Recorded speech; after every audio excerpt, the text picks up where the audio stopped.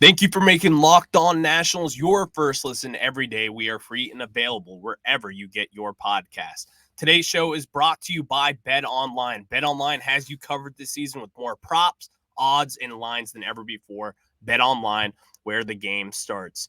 We have a special guest today. We have Nationals reporter with the Washington Post, Andrew Golden, on to discuss some of his recent stories with CJ Abrams and also to preview a news story that he has coming out very shortly on Josiah Gray and the leadership that he has within the community. So we're going to get into all of that and more right after this. You are Locked On Nationals, your daily Washington Nationals podcast, part of the Locked On Podcast Network, your team every day.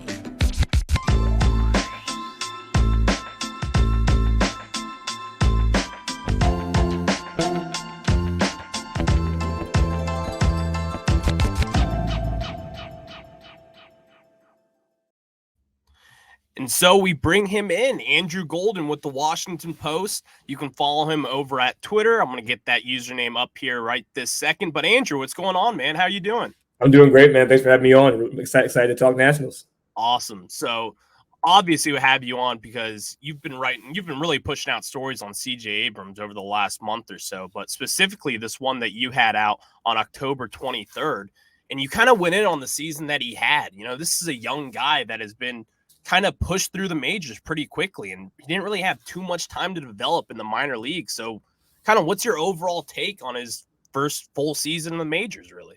I think you kind of touched on it. I honestly think that when you look at, his development this year, he wasn't really supposed to be in the majors. And it was only because Fernando Tatis got injured that he kind of got, he and Ha-Seong Kim, the two of them kind of split time at shortstop. And so I really think when you look at this year, probably he would have spent in AAA had it not been for the injury. And so he kind of got called up kind of early and was kind of figuring things out with the Padres. And then he went back down.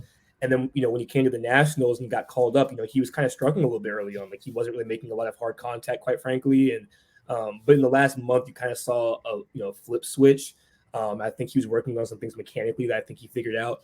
One of the things that he touched on with me was how he felt like he was jumping at the ball a lot, and how the balls were coming in on him a little bit more, and you couldn't really get on balls, so kind of staying straight up. And I think that kind of affected his approach. And I think you saw better results at the plate. Getting on base more often, better contact, and all those kind of things. Yeah, you also mentioned that he worked really closely with hitting coach Darnell Coles, and obviously you saw the switch. You mentioned it in your story as well about how they kind of made a little adjustment in his swing come September, and that's when he really batted over 300 during that stretch in the final of the season. So what do you kind of expect from him moving forward with that swing adjustment? Is that something we're gonna be seeing more of, or what can you kind of go into there with his relationship with Coles? Yeah, I think they have a good relationship from what I understand, what he's explained to me. And I think when you look at what he needs to do next year, I think there's a couple of things. Like obviously, when you look at the problem with all the Nationals young hitters was chasing. They chased a lot this year. Yeah. That is naturally part of the game. But like CJ's chase percentage was pretty high, comparatively to the major league average. So I think that needs to go down. Obviously. I think the Nationals want to see him hit for more power. I think a lot of his hits were ground balls, which are good, but obviously you want to hit more line drives. And I think one of the things I mentioned in the story was staying on top of the baseball, and that might not always mean ground balls, but kind of having the mindset of that way, and leads to more line drives and that sort of thing. And so I think the Nationals want to see more line drives, probably some more power next year. And he said this offseason he wanted to work on kind of developing that power while maintaining his speed and all the things that kind of make him who he is. And so I expect to see some more power next year. But I expect him to have a good year. I expect him to be at the top of the lineup. I expect him to kind of be like that catalyst who kind of gets things going for them. Yeah, and everyone was kind of asking already because when we traded for him, we were the worst team in baseball, and we stayed that way throughout the year. And that's not because of him. Right. You just traded Juan Soto and Josh Bell, two all-star players there, and so there's a lot of expectations for when it comes to trading with those two guys. And honestly, what I saw from CJ Abrams, he's kind of cool. He's not going to panic too much, and he just seems relaxed out there, especially playing shortstop. This is a kid, Yeah, and he was making some incredible plays, and I think he made the defense the defense just felt a little bit more relaxed. Luis Garcia obviously moved to second base from shortstop, and it seemed like Luis was a little bit in his head at shortstop, and he got to second base. And he and CJ have a very close relationship, and they seem just more relaxed and chill. And I think CJ did kind of calm down the infield a little bit. I mean, they defensively they still weren't great this year. They're probably one of the worst ones in baseball by most defensive metrics. But CJ did look good, and his footwork and his mechanics did look better in the field. He still made some errors, especially towards the end of the season. But overall, like you could see the flashes. I mean, there's a series against Philadelphia in Philly. And he just made like 3 incredible diving plays like in back-to-back games. It was like, oh, like this is what he can be if he. But like now it's about making the routine plays. If he can do that, then I think you'll see a better result. Yeah, exactly. And I hate to, because obviously the Nationals, we've had a lot of success at the shortstop position. We had Ian Desmond dating back from 2010 all through 2012. Those seasons were incredible from him. And then you obviously have Trey Turner, who's a free agent right now, and he's going to be getting a huge contract any week now, really. Yeah. And so, but there's a lot of expectations to be reached by CJ Abrams. He was a top 10 pick. This is someone who was valuable to the Padres organization, but ultimately with the development of Tatis, there wasn't really a position for him to be played. And so now he's in a position now to where you're on a rebuilding team, you're young, you have time to develop, and this is an organization that has developed shortstops well under Mike Rizzo. And so I'm really kind of giddy just to see what he can do moving forward. But you were kind of hitting on this earlier with the power. Obviously, we didn't see that this year, but do you think that's something that Davey and the staff really project for him to be? Does he have like 20 home runs a year in his arsenal? Like what's going on with that? I'm not sure. I'm not sure if I'd say like 20, but I could see like 10 to 15 maybe. I think that'd be like more of a realistic goal for him long term. I think the guys you want to see more power out of, or more home runs out from the staff is Luis Garcia's of the world, the Tabor Ruiz's, Lane Thomas flashed a lot of power this year, like seeing the more consistency from Lane. I think those are the guys you look for more power. I wouldn't expect that as CJ. I expect more like 10 to 15. When I imagine like CJ's hitting, I kind of imagine like a maybe D Gordon in his prime kind of thing. Like that's kind of how I see him. That's a good hitter. Yeah, right. A pretty good contact hitter, gets on base for guys, hits line drives, hits balls gap to gap. Like I would expect. I think that's where I think the Nationals are projecting to be, and that's kind of how I, in my mind, envision. If he were to project to like the peak of himself, like that's what I would see. Yeah, and I haven't really thought about D Gordon, but now that you mention it, it's like I could really see it because he's someone who does hit for average. He's going to be getting on base, and he's going to be selective with his pitches. Obviously, we didn't get to see that too much this year in a short stint in the majors, but you saw the progression that he made, and that's why everyone's really excited about what CJ can do. Right. And also, I've been kind of hitting on this a lot this year to where you see the Braves and you see what they do with their younger prospects and how they just extend them right away. They believe in their system and they believe that in their development staff that they're going to be able to get their players and headed in the right direction. They extended Michael Harris. They've extended Ozzie Albies, Ronald Acuna, all these guys after 1 year. Strider, they Austin Riley. Strider as well. Yeah. It's like it's just what they do. Right. Do you envision the Nationals maybe doing that someday, or maybe in the next few months? Is that even a possibility? Yeah, I would say I think you have to wait and see how this year goes. Like if there are guys you can see are taking the steps forward and really starting to. I mean, like you have to keep in mind like Michael Harris came up flying, and Strider came up flying, and so like I think you need to see a little bit more production out of some of these guys before you're going to commit to giving them these long-term deals. Like you want to see them produce and to continue to take those steps. Like I wouldn't expect that like this year, but maybe if this this upcoming 2023 season there's some guys who kind of show that, then maybe the next year if they keep playing like that, maybe you could see that happen. But I also think there's a lot that goes into that. Does the player want to stay? Does who are the agents, like that? All these there are a lot of different factors that kind of go into that.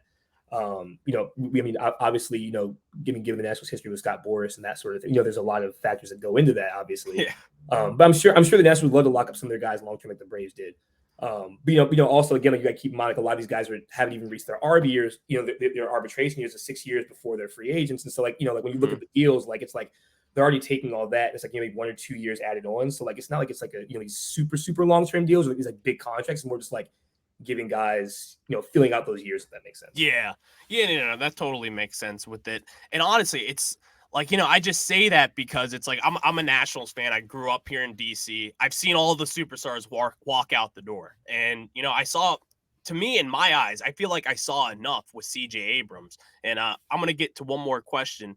But before that, I'm going to tell you about my friends over at Bet Online. Bet Online is your number one source for betting football and the start of the new basketball season. Find all the latest player developments, team matchups, news, podcasts, and in-depth analysis on every game. I love using Bet Online. I use it for the Sunday slate of games. You should use it. Use their analytics, and they're going to get you right and make you some money. As always, BetOnline remains your continued source for all your sports wagering info with live betting and up-to-the-minute scores for every sport out there. The fastest and easiest way to check in on all your favorite games and events, including MLB, MMA, boxing, and golf. Head to the website today or use your mobile device to learn more. BetOnline, where the game starts. So I bring Andrew back in because, and also you guys can find Andrew's story over at the Washington Post. He wrote this October 23rd on CJ Abrams. The headline is, "As the Padres win now, CJ Abrams will try to help the Nationals win later." And Andrew is someone who you're in the clubhouse. You speak to the players on a daily basis. What was kind of the vibe that you got from CJ Abrams? What's kind of his personality like? Because that's something I'm really interested in, and just kind of how he meshes with the guys. You mentioned how he's tight with Luis Garcia as well. So what's CJ like? Yeah, I think he's just kind of like laid back, kind of quiet. It's like not going to be some like rah-rah screaming guy, but I think he gets along with his teammates very, very well. I mean, I wrote a story, I think it was in September, maybe like late October, about how CJ kind of learned Spanish and how he kind of connected with some of his Latin teammates. Stuff I thought was like really interesting. And so I think like he vibes with a lot of people in there. Well, I mean, he and Luis are like they're like this in the locker room from what I can tell. They have lockers next to each other. They seem super tight. But no, I think CJ got along with the people in the locker room really well. He's kind of quiet. He's not going to be one of these guys who speaks all the time or is super loud. But I think he's a guy who who a lot of guys respect and they enjoy being around. That was kind of the sense that I got from him. Again, kind of quiet, but I think everybody in the clubhouse really liked him from what I understood. Yeah, no, I mean, from what I saw from him, he's kind of a professional already at the young, ripe age of 22. I believe he just turned 22 about a month ago. Yeah. And so this is someone who, I'm 22 as well, but I'm turning 23 in the next couple of weeks. So, I mean, I could only imagine what it's like to be kind of the face of an organization, really. And that's kind of what I want to ask you next. I was asking Grant Paulson this a couple of days ago, and he kind of put him through the blender. If you were to say right now, who is the face of the Washington Nationals? It's a tough question. I'd probably go Josiah Gray. Honest, I think Josiah Gray right now is probably the face. I think again, I think the start of the rebuild started with he and Keibert Ruiz, and I think I think Josiah probably is. When I think of who is the face, I think it's probably Josiah. Now does he blossom into the Max Scherzer that the guy they traded for? That remains to be seen. All that kind of stuff. I think when you look at right now, who you. I always think of it as if a Nationals fan walked into a store, whose jersey are they buying first? I think if you look at who's in this roster, I think you're buying Josiah Gray's jersey first. Maybe Keibert Ruiz after that, and maybe CJ. But I think those three guys are probably in the mix. Those three guys, definitely. Yeah. But I could also see somebody maybe like a Mackenzie Gore if he's a really good year. Maybe he becomes the guy, or maybe Cade if Cade has a good year too. Although I'm expecting obviously some growing pains your first year in the majors. You only have one major league start, right? But I think those are the kind of the guys that you look at. But I think for right now, I say Josiah. Yeah, and you know what? You mentioned Josiah Gray, and obviously Josiah, he had an up and down year this year. He led the MLB in home runs given up, but someone brought this up to me the other day that they believe in stuff, and Josiah Gray has got the stuff. You see he has put away pitches. His fastball is electric, and really he's just an exciting figure out there on the mound to where you want to get behind him. You want to rally behind him. And I think once he starts giving up the home runs, then I think his game's going to really just take off from there and really just get the electric stuff that we all want to see. And we saw that at times this year. But, obviously it's still his second year, or this is his first full season in the majors this season. And he had ups and downs on that. And kind of what did you see from him and maybe the future ace of the team? Yeah, I think you saw a lot of progress, like you mentioned. I mean, his breaking balls, his curveballs, his sliders are really effective this year.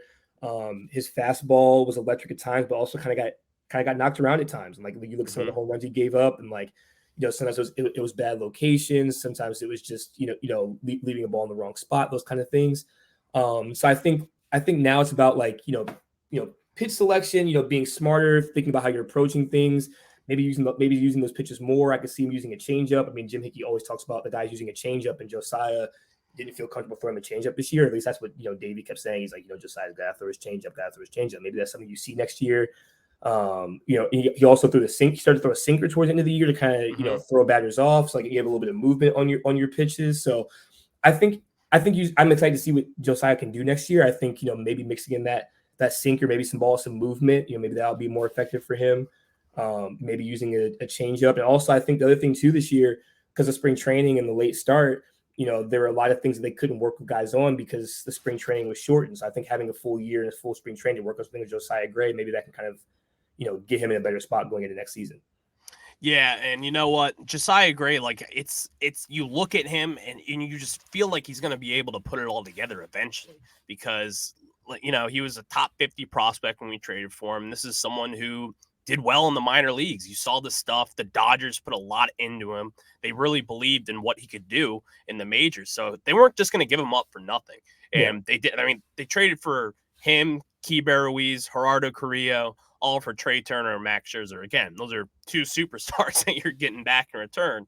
And so a lot of people were kind of thinking like, well, Josiah Gray is going to be the next superstar. And it's like, well, like just because he's getting traded for superstars doesn't mean he's going to be one.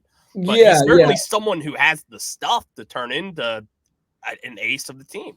I think he's gonna be a solid mix in the rotation, like you know what I mean, like, and I think but I also think we should temper expectations a little bit because I think even David was kind of like like he even said at one point right before the All-Star break I believe it was, he was like if Josiah turns into a great middle of the rotation guy. So like I think I think Josiah could if he develops he could be really really good, but again like I think it's hard to replace a Hall of Fame pitcher and as much as guys are going to be like he's going to be the next Max Scherzer. That's hard. It's hard to do, quite frankly. Like you don't just find Hall of Fame pitchers like on the street every day. It's just it comes with time. And so I think like it's all about just like progressing and him getting better and better. And if that becomes an ace, like okay, but if it becomes like a really solid pitcher, I think the Nationals would take that too. I think it's a win. When you look at helping build a rotation of the future.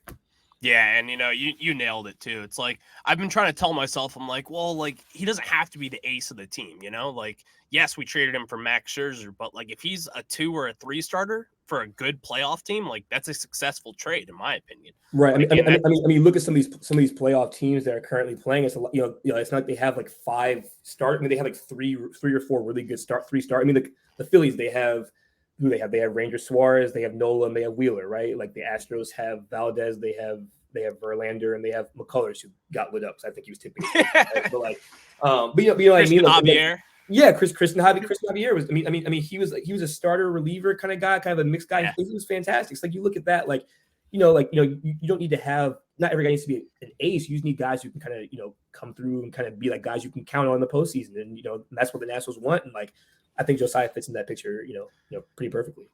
Yeah, and I know you have a story coming up on Josiah Gray and the Nationals Youth Baseball Academy, and something that I love to highlight is kind of what they do off the field, because obviously, we're fans of what they do on the field, but I also like to highlight what they do off the field, especially in DC. Like, there's a lot to be done here off the field. A lot of players have made a big difference with the Nats Baseball Youth Academy. So what can you kind of hit on there, and what should we expect out of that story? Yeah. I think it's gonna be a good story about, obviously the Youth Academy was started in 2014. And so Ian Desmond was the first player ambassador. And then it was Anthony Rendon.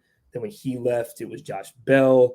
And then obviously Josh Bell got traded. And so Josiah became, the fourth, ambassador for the Academy. And so I think it's just gonna be a story about, why he decided to do it, how important it is for him to be involved in the community, and kind of, again, like this is his second, it's going to be his second year at the Nationals, kind of how he's establishing his roots in DC by being a part of this team. I think it's an interesting story about, Josiah establishing his roots in the community. So, yeah.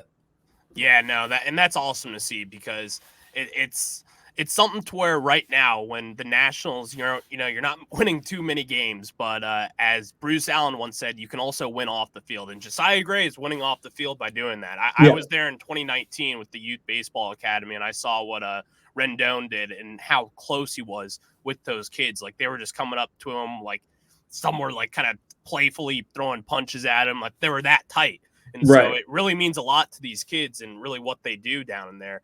And so it's awesome to see Josiah Gray is taking over the ambassador role for them. I know he's going to do an awesome job. But obviously there's a lot of other Nationals news to get to as well. So thank you guys for making Locked On Nationals your first listen today.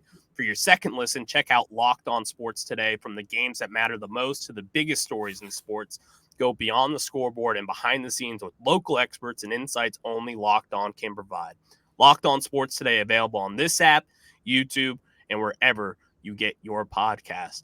So obviously, Andrew, there's a lot of Nats ownership news floating around, and you guys have been all over it as well over at the Washington Post. Barry's Faluga, Ben Strauss, and Chelsea Janes had a story the other day and kind of how Masson is kind of a roadblock right now in this whole situation, and the MLB is getting involved in that. Can you kind of tell us more about that and really where we are? Yeah, that was the latest news out of Barry and Chelsea and Ben about, again, like you said, the Masson being a part involved in the sale. This is something that we kind of knew might be a roadblock because of the deal with the Orioles and that sort of thing. So yeah, that's the latest update, is that that is a roadblock and a potential thing in the way. But obviously the MLB is kind of coming in to help that process become a little bit smoother, a little bit easier. So yeah, that's the latest on that. I mean, yeah, it's a show. Like obviously with Masson, they do a lot of great things, obviously, but the money situation from the Angelos family, they're kind of handcuffing the Lerner family and really in the full revenue that they could be making, because the Orioles make more money than Washington, D.C., and Baltimore is obviously a way smaller market. Right. And it holds off a lot of money for what the Nationals could do eventually, but it's a show. But I want to end up on one last thing on Joey Meneses. Joey Meneses kind of bursted onto the scene this season. Yeah. And I mean, no one expected this, obviously. He's 31 years old. He's kind of been through the minor leagues. He went over and he did a stint over in the Korean Professional League as well. And he came up this year, made his major league debut, and just completely raked. Like, is this something that's sustainable for you? Like, do you see him with this starting lineup moving forward as a DH maybe? Like, where do you project him to be?